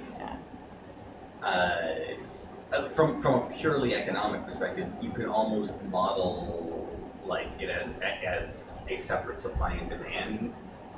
This is part of what made like redlining the thing in suburban districts is if you are the seller, you care a lot about, or say if you're the renter, you care a lot about the property value that you own.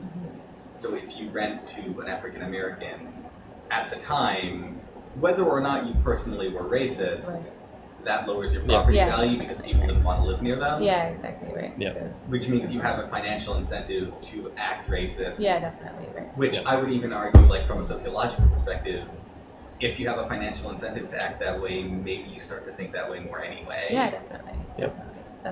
That's actually a lot of what I teach. Yeah, how Bethany, those things go together. this is what Bethany Not just says. financial, but all the different Yeah. kinds of incentives and how they affect how people. Yeah. Yeah, cool points. Cool points. Yeah. So like there's some stuff I think that people said and did in response to the Great Depression that we can debate about whether it made sense or in what way it made sense. But I think this one, at least looking at it in 2019, is fairly obviously a bad decision. So many better options. Yeah. Yeah. So people are talking a little bit on the live chat. Cool. So Jess was responding to why give people money. So I think, I mean, it just comes. I mean, like, ultimately, we can ask ourselves, well, why do we care about people? So we have to have like some end answer, and I think the end answer is just that we value humans, and that's we are us. Whoa, and Alex. Whoa, no, just kidding. I know, right? Controversial. Don't go softness. I mean, I know we're debating a lot of weird things here, but like, let's not take this too far. So I mean, I think that's ultimately the answer, and for a lot of people, if they're not thinking that broadly, they think a person has value because of the work they do or something like that, and then you start to maybe not see optimal solutions to some of these problems. So my mom was saying there was a big outcry about the waste, people starving, and food being thrown away. So this is in response to this quote. And yeah, I mean, like, I think that's reasonable. And it is hard to figure out how to give it away, but it's not. Actually, my great-grandfather, he ran a bakery, and so he had all this like day-old bread and things like that. And my grandmother asked him why she didn't just give away the bread and things. He said that defies their dignity, underlines their dignity or whatever. So he sold it to them for like a penny or something like that, far less than it would have normally cost. And so they retained their dignity, and they he gained some money from it as well. Yeah, the social component is also really important, and I guess that's something that really stood out in the Great Depression too, like how people felt about being in a poorer position than they had been before, and like wanting to maintain the same kind of sense of social status. And I think that's really relevant to basic income because it goes to everybody.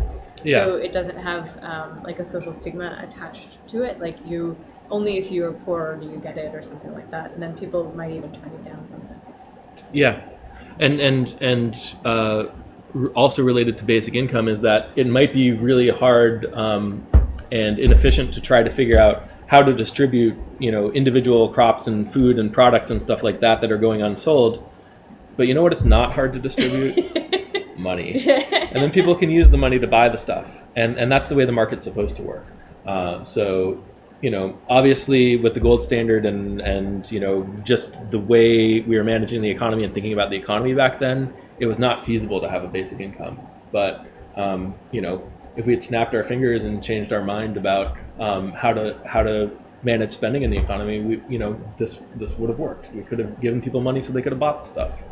I sort of wonder. I mean, kind of gets to a lot of points we can talk about here, but sort of like I could certainly see like when you put basic income, because it goes to everybody, rich, poor. That really takes, as you said, takes off the social stigma from it only goes to, right, which is like one of the reasons that undermines like welfare systems because they don't need. Yeah. But I wonder how much of that is like if it really, how much pushback would there be from people who really care about the status and really feel like they benefit from that they might not see it that way. Like they want a status distinction kind of thing? Yeah, I mean, I think that there's an element of that in all societies. It's interesting. How does one get around that? Because my guess is that people with high status are able to signal that in like so many other ways.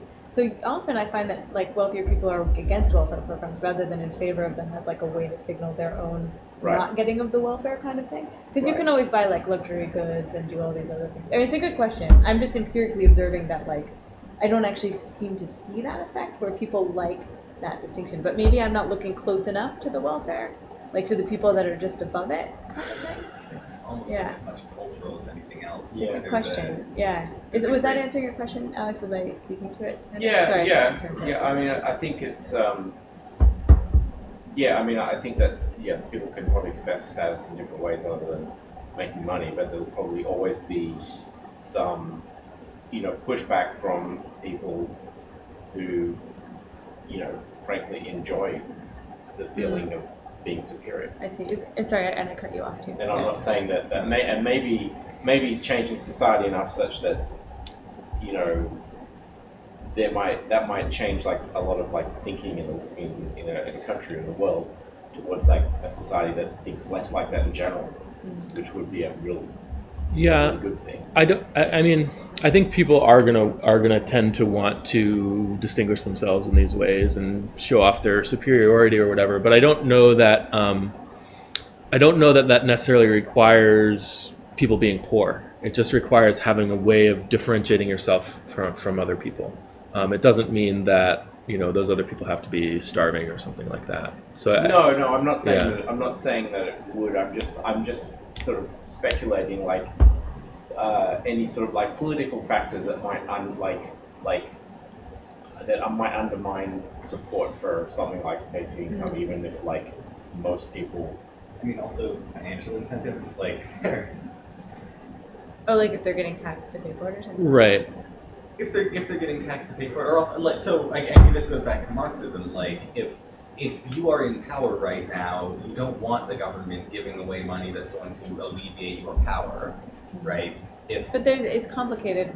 You weren't here for when we talked about like inequality and stuff, I think, right? Which is too bad because we also talked about the difference between like there are some kinds of political inequality that basic income would make a little bit softer, right? Like people can actually spend time getting involved in politics and stuff like that. But in terms of the actual flow of money, you could almost get the wealth gap growing even larger because there's like more money. It's not about the wealth gap, though. You know what I mean? It's about if I run a factory and you work for me and you potentially literally die if I fire you. Maybe not quite so dramatic, but like your life is severely negatively impacted, Right. right? You need this job. You have a family to feed. I have your life in my hands. I can kind of do whatever the hell I want to you outside of like what laws or unions stop me from doing, right? Yeah. I'm not going to readily give up that power. I guess I don't have the same intuition. I feel like like if anything, the greater wealth they might get from consumer spending would be more important to people.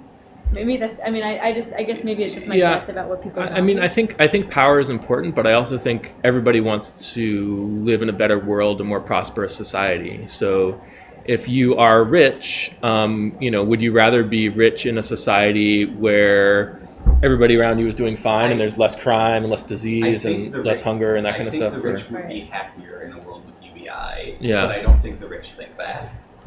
That is, I think if you're at the top of the heap now, you are almost psychologically incentivized to believe that you belong at the top of the heap. I mean, it's not going to cause them not to be at the top Yeah, of it the heap doesn't change anymore. They'll anybody's still be at the relative top of the position. heap, That right? comes back to we had that another discussion on meritocracy. Right. Yeah. Yeah. We talked a That's lot it. about that too. Yeah. And Yeah. I kind of Jared's made a good point here because it's like that's. I mean, I guess my original question was more like, like I could see situations where even though it was like most people in society really believe that this would be better for everybody, and I think that's probably true.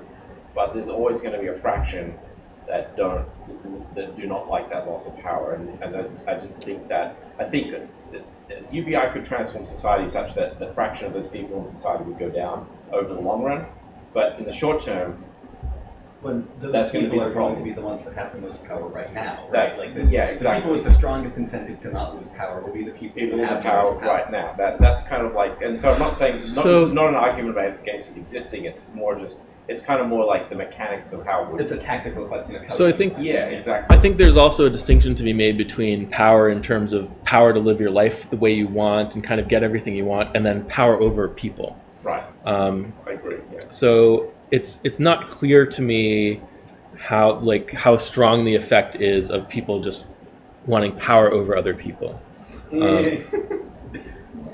People like that, though. I mean, there are some people who like that, but in terms of enough to politically, push back against the UBI, I think the political resistance is going to come more from people who either A, think that they're going to have to give up actual money in order to fund it. They're going to have to pay taxes. Or if we're saying, we're going to issue currency to fund the basic income, then they're going to say, people are maybe not even the rich people, maybe a lot of people are going to be worried, well, won't that break the economy? Won't that break the financial system? Is that going to cause inflation? That kind of thing. I think that ties into the power thing, though. I think part of it comes down to if I'm the factory owner and you work for me and you are more or less my chattel, I just from a psychological perspective, I think I have an incentive to start to view you as chattel that need to be poked and prodded to be there. So, and that's the argument you'll hear I back think- from people, right? It's like, why don't people just stop working? I think most business owners want to make as much profit as possible. Like that's their primary driver, and if they can do that, if the cheapest way for them to do that is to hire labor, then that's what they're going to do. If it's to use other resources, automation or whatever, then that's what they're going to do. It's not they're not going to spend any extra resources saying like, I really like controlling people, so therefore I'm going to hire people. No. Yeah. I don't. My claim is not that these people are consciously thinking to themselves, how do I manipulate and control people? My claim is that these people are thinking to themselves, how do I expand my business? And built into their ideology is the idea that you need to force people to work there or they won't. Yeah, I mean, I think you're right that there is this kind of social incentive to hire a lot of people and brag about how many jobs you're creating and stuff like that. I think that's The first argument you'll get back from anybody Yeah. is, if you work, behind the cash register at Walmart and we pass UBI, why don't you quit the next day? You should. No, but I think that he's saying people worry it will make it harder for them to like pay labor and have cheap enough labor and stuff like that. Well, yeah, if you're the business owner for that Walmart and you want somebody behind that cash register, Well, maybe you do more self-checkout. I mean, like, It depends on the. But you understand where that's negatively impacting your business, right? In the short term. Well, It would well, wait a depend on how minute. it's You like- have a lot more customers now. A lot more people have more money to If spend. they believe that, then yes. I'm just saying, from the owner's perspective, you understand why the argument against this will immediately be, well, you've just raised the cost of me running my business by passing this. Well, it depends. I mean, the workers themselves, depending on how much basic income they have, they might not need as high wages as they had before. So depending on what the potential workers want, maybe it actually gets cheaper for you to pay labor. It depends on the job, and it depends on, like maybe you make it more appealing in other ways that don't take up too many resources for you. You could make it a fun, more appealing job. But I mean, there's a lot of. It's going to be harder for me to find labor from people that don't have to work there than it is for me to find labor. Depends from on the people that job. literally Like have to if work. you're in Depends a on the yoga job. studio, that's Yeah. probably not true. Like if people Yeah. have an enjoyment in the job, or like they want to do the job, and now they have money and Yeah. like time flexibility, then It's you probably might going to be actually easier to able find But, teachers the as well. most common job teachers. in this country are like service staff right now, Sure. right? I would wager Robot most servers. waiters and waitresses aren't in their role because they think it's fun. It doesn't mean they hate their job, but Right. most waitresses aren't there for the hell of it. They're there to make Yeah. cash, right? Yeah, I mean, I think it's an interesting question because any kind of change in policy is going to have some winners and some losers. And, obviously you want the benefit to outweigh the cost for society as a whole, and how much are people going to fight against something where they're the ones paying the cost. So we talked about this a little bit when we were talking about international trade and free trade and how, even if it benefits society as a whole, there's certain groups that are going to fight it because they're the ones who are paying the cost, that kind of thing. I think that it depends the degree to which, sort of big picture, I think, the degree to which, like, how many people see everything in zero-sum terms. And if, like, Yeah. if UBI, like, in a sort of, like, if I could imagine, like, if it was introduced, it would sort of do two things. It would do all the good things we're talking about.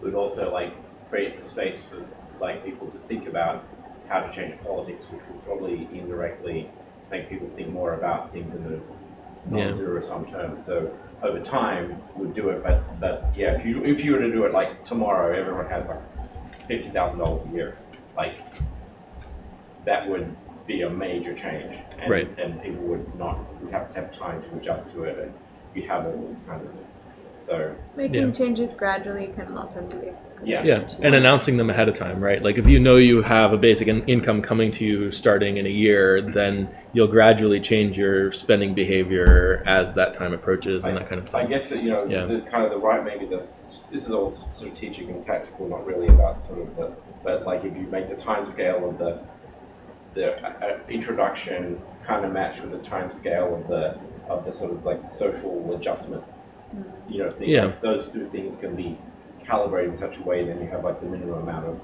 disruption and like Yeah. less pushback, Yeah, I think that's exactly right. I That's, mean, this is kind of where you'd love to be like Harry Seldon, the Foundation trilogy, where he like figures out these models of history and like tweaks everything to so it's just right.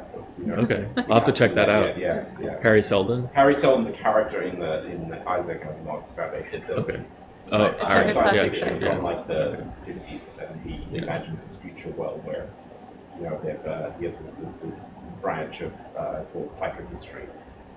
It's Okay. kind of like a fusion of like I guess what it would call such an expert in history that you can predict the future. Right, yeah. I mean, there's sort of versions of this that exist now. Actually, people who are doing kind of like dynamic models Yeah. of historical processes and stuff like that. But he was imagining it's the 50s. So All right. if you could do that, then that would be cool. Well, let's get final Anyway, thoughts sorry, I'm on. going on a tangent, but Yeah, we're getting to the end, so let's get final thoughts on Great Depression and basic income. And that includes people on the live stream. You guys are welcome to chime in and let us know what you think. Yeah, I kind of want to learn more about the Depression, actually. I realized that there's a lot that I don't know. Did you read the article? I did not have time to read the article. You should read that article. I should. I Yeah. guess I should. it looks kind of long. Kind of long. But it looks informative. Not that that's a bad thing. It's only 5 pages. Okay. But yeah, I think that It's that long. I'll reference it. I think that it's been a really interesting discussion, and it's interesting how many of the different things we talked about other weeks kind of come into play with the Great Depression. I guess I really like the example. I don't like, but I think the example of like burning the crops or tilling over the crops, whatever, and killing all the pigs is like really stark and a nice example of a case where like even if you generally think that we are already at productive capacity or whatever, like at least under these circumstances, one could imagine a different way of thinking about the flow of money versus the flow of goods, because clearly they had the goods if they're literally destroying them. Yes. So I think I'll probably take that with me as a good rhetorical point too. Yeah. Yeah, I was going to say that example also really, what it makes me think of is, it's so outrageous that, and it really does seem like just giving people money to simulate demand is so much better that it makes me imagine that they really just had kind of blinders on that I think are kind of mostly cultural and historical, and grow out of the idea that it would be just bad to give people money that they didn't deserve. Unthinkable, like literally unthinkable. Yeah. Alex. Yeah, it was a great discussion. I learned a lot actually. I kind of knew some of the things about the Great Depression. I had not realized the degree to which like stuff was destroyed. Like that's actually probably gonna watch the Dust Bowl. It was good because also good to tease out like some of the connections with other kind of economic models and Marx and Keynes and other classic economists. And so trying to put all that together in my head without an economic background, so that was cool. Yeah. Sultan? Experts, they expect a big depression soon, maybe a global one. Hard to say. That's because we bailed out all the banks and things in the last depression, and so we didn't actually solve any of the issues that we needed to solve, and so it's just going to compound. What do they call it? The expression as large systemic risk, right? Is still present. I think they expect a big technological event or something to boom the economy, otherwise it will. So I hope UBI will be active before now. That's it. Cool. All right. Jared. Yeah, I don't know that I have a lot to add on the topic of the Great Depression, other than that, from going back to my Marxist perspective on this, it's like to a lot of people, this is like an event that happened. To me, this is the byproduct of the capitalist system. This is what you get. You burn fire and you get charcoal. You run capitalism and you get depressions. And the Marxist theory is that these would keep getting larger and larger and larger, and they're being mitigated better with monetary policy now, but they kind of have been getting larger. And so this idea that there might be a coming depression, yeah, I think Marx would say there's going to keep being depressions, and they're going to keep getting worse until something breaks. And hopefully the thing that breaks first is capitalism. It almost broke in 2011 with the Occupy movement. Well, the whole thing about the Great Depression is that we still had all this capacity, and yet we didn't utilize it because we didn't have enough. It's like building a house, and you have all these supplies lying there, and we don't have enough inches to build to measure the thing, and the inches are money. We can't measure how big the economy is going to be, and so we can't build the house. We can't create all the clothing and things and the food to provide for the population. Okay, Steve. In this article, I was surprised at how even the Roosevelt, the brain trust, he was the one with the brain trust, right? Right. How they did so many things wrong, or maybe all of their actions were wrong. From other sources, I never realized how the Depression opened the door for the rise of Hitler. Yeah. Yeah. and allowed that, permitted that Right. to happen. Yeah, I think that's an important point too. Yeah, so for those of you who haven't read the article, it's in the description of the video underneath. So for anyone who's watching it, if you're watching this video later and you're watching it in an embedded environment, go ahead and click through to YouTube and you'll be able to see the comments from the live stream. So from the live stream, we have Jess said, would putting cash in the hands of every citizen have prevented / helped the Great Depression? Can we survey people who lived in the Great Depression? I mean, I think the answer to the first question is yes. If people don't have enough money to spend and you give them money, then that kind of solves the problem. And can we survey people who lived in the Great Depression? I mean, that could be an interesting project. I don't know that you need to do that to figure out whether it would have helped. I think, if they had money, they would have been a lot better off. She says the story with farmers and tenants taught me the government trusted businesses to distribute money to consumers / workers. Sounds like they kept most of it. Yeah, I mean, like, there's the logistics of distributing the money was maybe a little more complicated due to technological limitations back then than it might be today. Today it would be really easy to distribute money to people. But yeah, thanks for the discussion, guys. I guess I should say that the Great Depression is really, really interesting, and it's one of these things that economists and everyone have so many different perspectives on and talk about all the time. And in terms of what the causes are of it, we can talk about that forever. But I really do think if we had been at a time in history where basic income was something that was politically possible and that kind of thing, then it would have helped. Yeah, so next week we're not doing Wednesday night because presidential candidate Andrew Yang is coming to Boston Common and he's holding a rally there, and I'm going to be there. Bethany's going to be there. Some people Richard's going to be there, and Alex is going to be there. So we're going to be on Thursday next week, and I've also created a event on the meetup for the Yang rally. But yeah, so next week we're talking about Italy and their new citizens income program that they started rolling out last month. And it's not quite a universal basic income, but there's a lot of similarities and there's a lot of interesting politics surrounding it. So that's what next week is going to be Is that about. the article that I sent you? Or is it a different one? I'm not sure if I've chosen an article yet. Oh. Yeah. Do you guys know